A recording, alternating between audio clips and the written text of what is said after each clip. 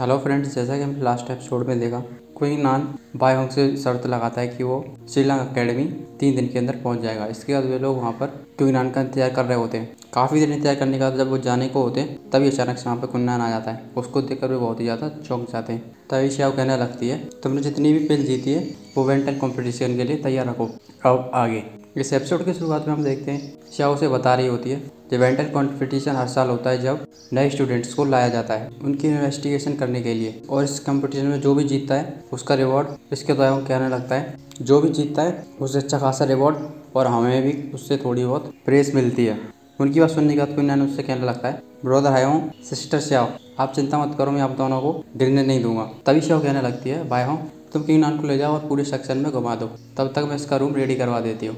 इस सब वो कहने लगता है ठीक है। इसके बाद बायोंग क्विंग नान को ऊपर की तरफ ले जाने लगता है। ऊपर जाते हुए उसे क्विंग नान को बता रहा होता है, जूनियर ब्रदर, हमारा सेक्शन लोगो किंगडम में आता है जो कि और हमारा सेक्शन के अंदर 2 भाग हैं, एक इंटरनल एक एक्सटर्नल, जिसके अंदर एक इनर कोर्ट है और एक आउटर कोर्ट। इनर कोर्ट में वो लोग जा सकते हैं जो किंग ऑफ मार्शल लिम से आगे जा चुके हैं। मैं और सीनियर सिस्टर मार्शल लिम को क्रॉस कर चुके हैं, इस वजह से हम इनर अकेडमी में। इस पर क्विंग नान सोचते हुए कह रहा होता है, अभी मैं स्विंगलैंड सेक्शन के बारे में पूरी तरह से पता नहीं लगा पा रहा हूँ, मानना पड़ेगा ये सेक्शन कल्टीवेशन कराने के लिए काफ़ी ज़्यादा अच्छा है।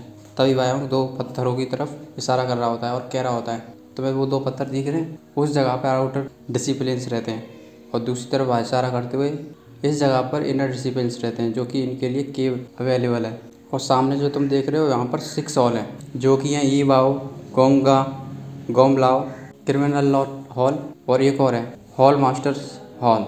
ये 5 हॉल एक तरह से दिखते हैं जो कि अलग अलग जगह पर काम करते हैं, पर लाइफ और डेथ हॉल जो कि बिल्कुल ही अलग है। इस पर पूछने लगता है आखिर कैसे अलग है।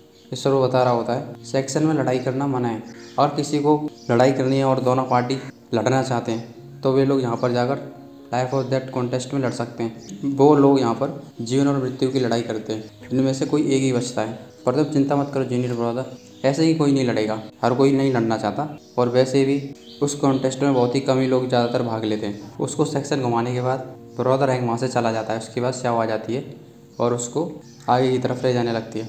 काफ़ी आगे पहुँचने के बाद एक जगह पर आ जाते हैं, यहाँ पर काफ़ी सारे स्टूडेंट्स होते हैं जो कि न्यू रिक्रूट्स होते हैं। उन सभी को देखने का क्विंग नान सोच रहा होता है, तो अच्छा ये हैं नए डिसिपल्स, इन लोगों की कल्टीवेशन तो कम तो है नहीं।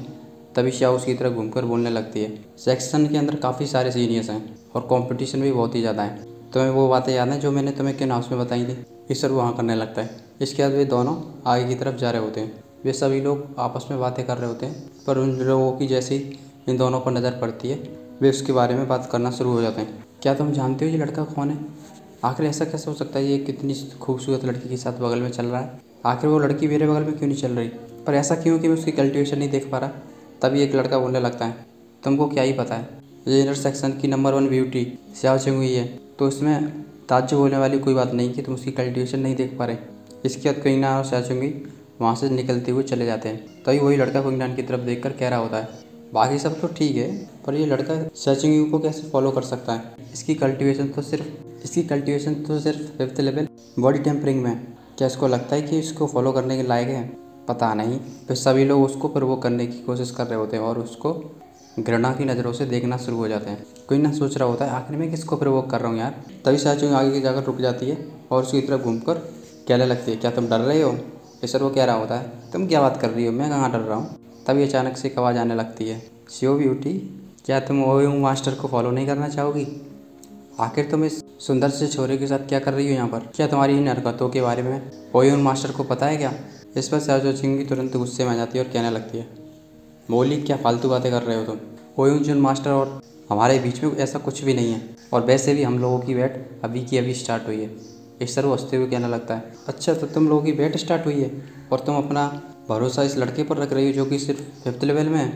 तभी क्विंग नान कहने लगता है, सीनियर सिस्टर, कुत्तों से बात मत करो। उसकी ये बात सुनते ही वो गुस्सा हो जाता है और कहने लगता है, लड़की तुम्हारी इतनी हिम्मत, और अपनी स्पिरिचुअल पावर को छोड़ने लगता है। श्याओ उसको बड़े ही ध्यान से देख रही होती है। तभी कहने लगती है, बोली, ध्यान से, क्विंग नान को मैं लाई हूँ यहाँ पर सेक्शन में, अगर तुम यहाँ पर कोई भी एक्शन लेने की कोशिश करोगे तो मुझे लगता है कि तुम्हें मेरी परमिशन लेनी पड़ेगी। उसकी बात सुनकर वो हंसने लगता है, अच्छा ठीक है, बहुत अच्छी बात है, मैं भी एक डिसिपल चुन के लाया हूँ ओयोंग मास्टर के लिए, हमारे इस काम को हम कंपटीशन में देखते हैं और क्विंगनान से ये कहते हुए चला जाता है, बेटा तुम्हारी ये बातें मैं भूला नहीं हूँ, देखता हूँ तुम्हें कंपटीशन में। श्या उसको जाती हुई देख रही होती है, तभी क्विंगनान उससे पूछने लग जाता है, सीनियर सिस्टर आखिर जी तुम्हारी किस बैट के बारे में क्या है।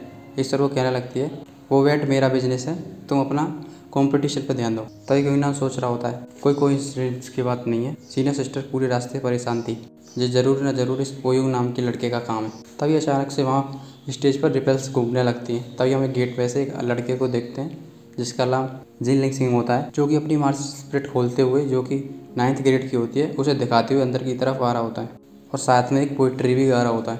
अरे अरे, सभी लोग आपस में बात कर रहे होते हैं, अरे ये मोरली का सीनियर ब्रदर है ना। हाँ, इसका नाम लीजन सिंह है। लीजन सिंह उन दोनों की तरफ पहुँचते हुए कह रहा होता है हेबिकस लेडी के मेकअप के बराबर जितना सुंदर नहीं है और ग्रीन फ्लावर की पत्तियों को बहाती है। मैंने सोचा था कि ये सिर्फ एक पोइट्री की लाइन है, पर मैंने कभी नहीं सोचा था कि मैं तुम्हारी जैसी एकदम सुंदर औरत को देखूंगा, जो कि इस दुनिया में हकीकत में है। इसमें कोई ताज्जुब वाली बात नहीं है, यंग मास्टर ओजुंग तुम्हारे लिए बहुत ही ज़्यादा पागल है। उसकी बात सुनने के बाद श्याओ अपना मुंह फेर लेती है। ये देखकर वो गुस्से में आ जाता है और क्विंगनान की तरफ देखने लगता है और कह रहा होता है, मैंने सुना कि श्याओ के बगल में एक जो कि किसी काम का नहीं है वो खड़ा हुआ है, और ये भी सुना कि वो इल्यूजन रिले में मेरे साथ कॉम्पीट करना चाहता है, वो भी फर्स्ट प्लेस के लिए। तभी अचानक से एक और लड़का वहाँ पर आ जाता है और वो आगे बढ़ता हुआ आ रहा होता है। उसको देखकर वो लीजन सिंह थोड़ा सा गुस्से में आ रहा होता है। ये आदमी भी आगे बढ़ते हुए आ रहा होता है और इसने भी अपनी मार्शल स्पिरिट खोल रखी होती है और कह रहा होता है, पता नहीं आजकल पागल होते बताने की इधर उधर क्यों भौंकना शुरू हो जाते हैं। क्यों ना उसकी तरफ देखकर कह रहा होता है, एक और आ गया गोल्डन रिंग वाला। इस एपिसोड में जितना ही, मिलता है अगले एपिसोड में।